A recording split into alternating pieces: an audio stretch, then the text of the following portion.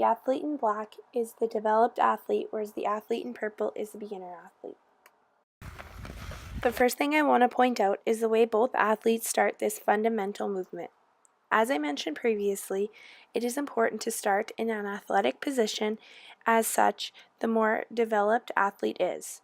This will help with speed and getting momentum in order to do the crossovers.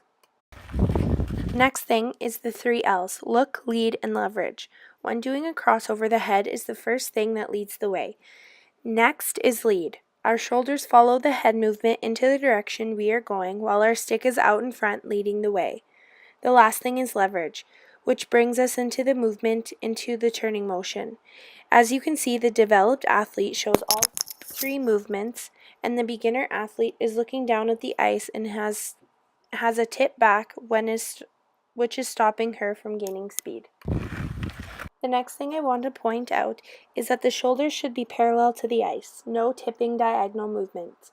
We see that the beginner athlete has a tilt in her shoulders, and this makes her look less stable. The developed athlete has parallel shoulders, and this helps her from not leaning in and helps her stay strong on her feet and keep her balance. When we look down to each crossover, we notice the developed athlete is pushing off with the tip of her blade or her toe. This is getting a full body of weight behind each push. The toe needs to be the first thing to also touch the ice after the crossover is finished. We notice that the beginner athlete is using her heel as the first thing to touch, and this causes her to be off balance.